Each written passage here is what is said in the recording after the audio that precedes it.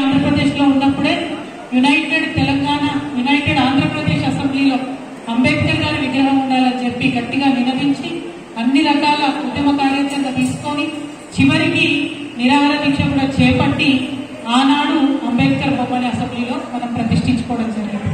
అదేవిధంగా తెలంగాణ రాష్ట్రం వచ్చిన తర్వాత కొత్తగా ఏర్పడినటువంటి తెలంగాణ రాష్ట్రంలో మరి యువకులందరూ కూడా ఉపాధి కల్పించాలని చెప్పి రాష్ట్ర వ్యాప్తంగా ప్రతి పార్లమెంట్ లో ఒక స్కిల్ డెవలప్మెంట్ సెంటర్ పెట్టి 17 స్కిల్ డెవలప్మెంట్ సెంటర్స్ పెట్టి 20,000 మంది యువతీ యువకులకు డైరెక్ట్ గా ఎంప్లాయ్మెంట్ ఇచ్చినటువంటి సంస్థ తెలంగాణ జాగృతి సంస్థ. ఆ తర్వాత మరి దేశవ్యాప్తంగా కూడా మహిళా బిల్లు మీద ఎక్కడ చర్చ జరుగుతలేదు. ఈ బిల్లు మీద చర్చ జరగాల్సినటువంటి అవసరం ఉందని చెప్పి ఢిల్లీలో అత్యంత పెద్ద దీక్ష పెట్టి మరి కేంద్ర ప్రభుత్వంలో అట్లాగే దేశవ్యాప్తంగా ఒక చర్చ రగించడంలో ముందడుగు వేసినటువంటి సంస్థ తెలంగాణ జాగృతి సంస్థ. మన వాళ్లకు ఎంపీటీసీలు అయ్యే అవకాశం ఉంటుంది, సర్పంచ్లు అయ్యే అవకాశం ఉంటుంది, కౌన్సిలర్లు, వార్డు మెంబర్లు, జెడ్పీటీసీలు, ఎంపీపీలు, మున్సిపల్ చైర్మన్లు, జెడ్పీ చైర్మన్లు అయ్యే అవకాశం ఉంటుందని చెప్పి కాంగ్రెస్ పార్టీ వాగ్దానం చేసింది. మరి జటిలమైన సమస్య. ఎందుకంటే మా అన్న వాళ్ళు చాలా మంది అన్నారు 42% మనకెందుకు, మేము ఎక్కువ ఉన్నామన్నారు.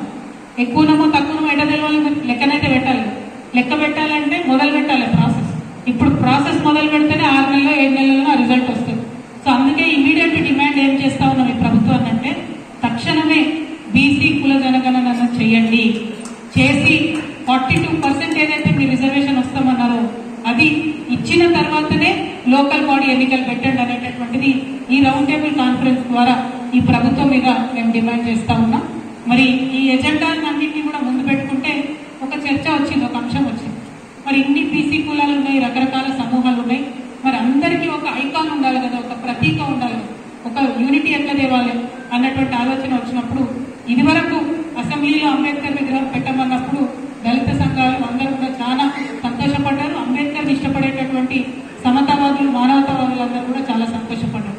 సో అదే విధంగా భారత్ జాగృతికి ఇదివరకు అడిగినటువంటి చరిత్ర ఉంది కాబట్టి అందరూ బీసీలకు, అందరూ బీసీ కులాలకు, అందరికన్నా ఎక్కువ మా ఆడబిడ్డలకు లిబరేషన్ కోసం కొట్లాడినటువంటి వ్యక్తి పూలే, సావిత్రిబాయి పూలే కాబట్టి మరి పూలే గారి విగ్రహాన్ని అసెంబ్లీలో పెట్టమనేటటువంటి డిమాండ్ ని ప్రధానంగా మనం ముందుకు తీసుకొచ్చినాం.